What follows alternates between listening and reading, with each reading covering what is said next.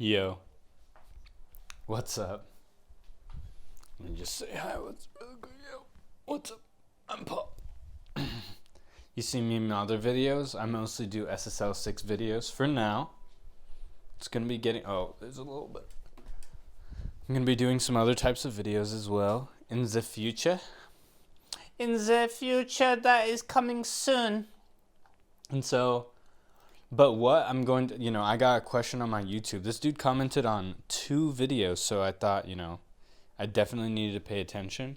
Pretty much with the same comment, but he was like, yo, Paul, I need help setting up my SSL SiX.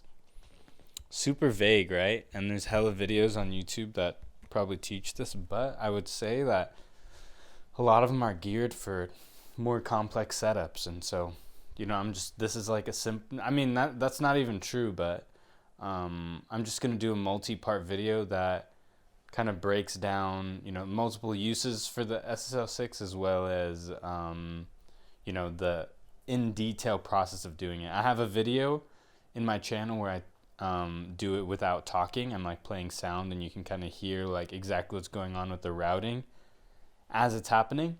This video specifically is about recording with this device because it's actually really fun. I just moved my studio, so I'm currently just running it into a 2-input interface. That's one of the best things of this, is if you have a 2-input interface or even a 4-input interface, this thing can add a lot more flexibility to your limited interface and make it easier for you to like jam with your homies, plug in a ton of instruments at one time without having to unplug stuff, come up with creative ideas when it comes with routing without having to unplug and replug stuff. I'm just gonna start walking through some of the basic recording stuff that I love about this. Let's go.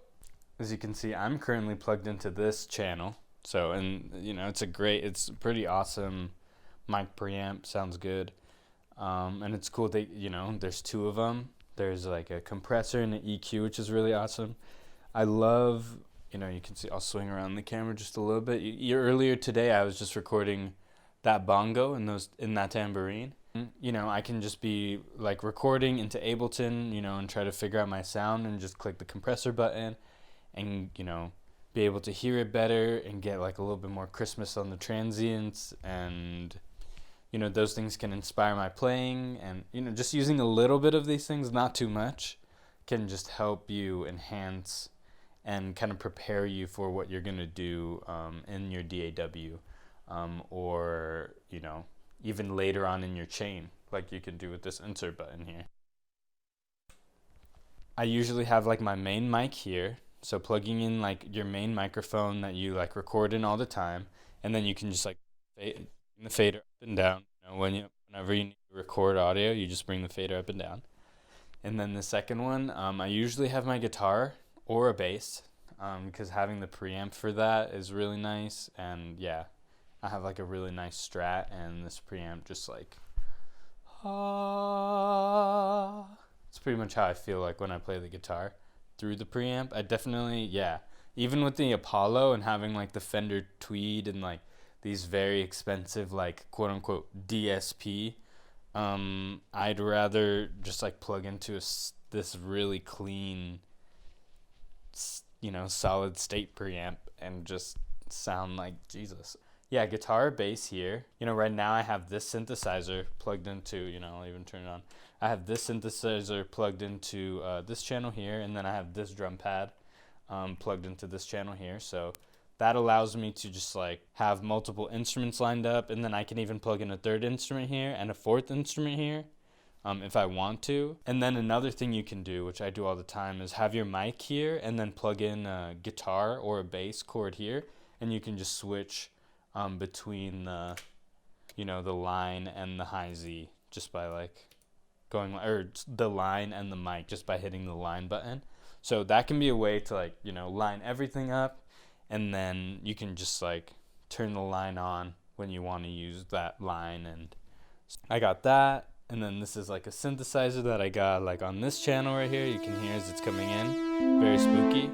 Yeah, recording with the SSL SiX is awesome. It can make your interface just way better. And this is my first way I recommend like using this device. Like if you just buy it straight up, just like set it up, plug some instruments into it, plug the output of this, just via the main outputs. It also has XLRs on the back. I'm using the 1/4 inches. Just right into your interface and just record some stuff and see, well, first off, how it makes you feel, but then also how it enhances your process once you're like starting to mix and like organize your session, because it will. I'm telling you. Okay, let's go on to the tips. Okay, so tip number 1 relates to using these EXT inputs creatively. So the first basic things are to use them as sends. So the basic things used for sends are like reverb and delay. And then the second thing you can use these for, like just plugging inputs directly in, as I was talking about before, to like expand your inputs, which is really awesome. I'm glad that is in this thing. Otherwise it would just, in terms of sends, there's so many ways to be creative. Like right now, this cable is actually going to my guitar pedals. So, I have like a delay, distortion pedal, there's a tremolo, I got a phaser, there's a whole bunch of cool guitar effects. So I'll even point it down there. You can kind of see like in the bottom corner. Being able to like send this synthesizer through all those, and then all I have to do is hit this, and then turn and now it's going through all my guitar pedals, and then now this drum machine, you can just hit this, and now my drum machine's going through all of them, and then switch it to my guitar, and now my guitar is going through all the effects. So that's one way, is like if you have multi effects. To just kind of like send signal through all of them. And then in this other camera, you can see I'm gonna wave here. Hello, I'm waving. But this right here is is a TC Electronic like multi effects unit I got for $70 at like some thrift store. And it has like an input, output, multi effects, which has like a chorus, phaser, distortion, de-esser, tremolo, just like very shitty things, honestly, that sound pretty bad.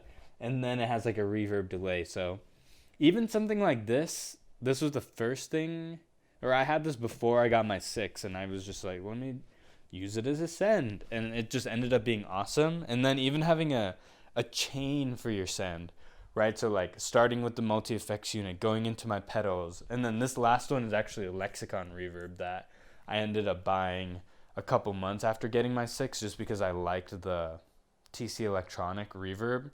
Like it actually sounded good, the reverb. I was like, I bet I could get like a nice reverb and this would sound even better, and that was true. So being able to invest in a hardware reverb, if possible, can just make it, give you some flexibility when you're recording and like some cool sounds. That Lexicon one has some really wonky tones in it, and it wasn't, I think I paid like $300 for it or something, because like a lot of the dude I bought it from did not really want it. It was like for sure extra for him. And then the last thing is compression. You can use it as like parallel compression. And so tip number 2 is talking about these EXT outputs and the listen mic compressor. So I don't have it set up right now, but what you can do is like have a microphone, send it through the EXT2, and then route that to the into your talk back mic, which has the listen mic compressor. Blah, blah, blah. And then that'll go to your master. Just gives you like another creative tool that you can use when you have this device, to just get like that extra crunchiness from the listen mic compressor. I'm going to do a separate video just on that and how to set that up, and also what that sounds like. Because I don't think there's one on YouTube, but that's going to be a further thing. Okay, tip number 3. Number 3 relies on, this is a stereo device that just has a left and a right output, and when I'm using a 2-input interface, like I have been saying I am, I want this. I may want these 2 inputs coming in separately. So what you can do is hard pan it left, hard pan it right. Now you can hear this is on the left side, da da da da, and then this one would be on the right side, which it is. I'll talk through it right now. It's coming in through the right side, and so now what you can do is map it up in your DAW so that the left is 1 input, and then the right is input 2, and then you record that as separate mono tracks, and then you're able to like manipulate them individually. The alternative would be recording this entire thing coming in as a stereo, and then you have the guitar and the bass like mixed together, or like the two the two voices are in one group, which can actually be a good thing. But in some cases you might want them separate. So the trick of sending it left and then sending it hard right can separate two channels, so then you can record separately and mix as you please. Yay! Cool. So to close this video out, I said this before, as soon as you buy this thing, open it up, plug in whatever you like to make sound with into the input preamp thing, and see how it makes you feel. Just make some music with it. Don't worry too much about routing. As you start to understand it more, I'd say the second thing to do, mess around with the sends. It's really like, it's just like these sends right here. You just need to have something cool to send them to.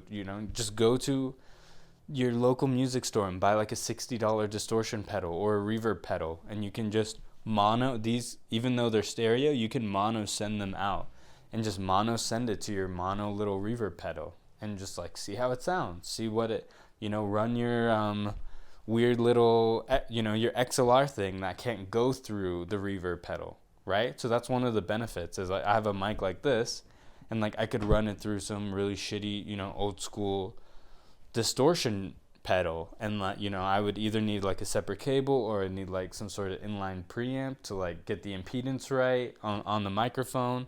But there's like a ton of different nuances between that stuff that the SSL SiX can help you resolve, and actually just like have fun and like create shit, and like don't stress too much.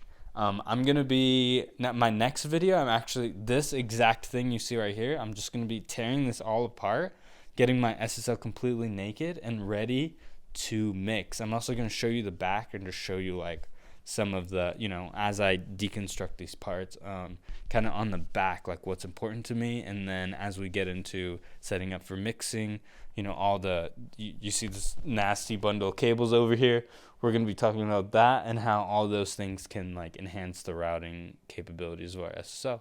So see you soon.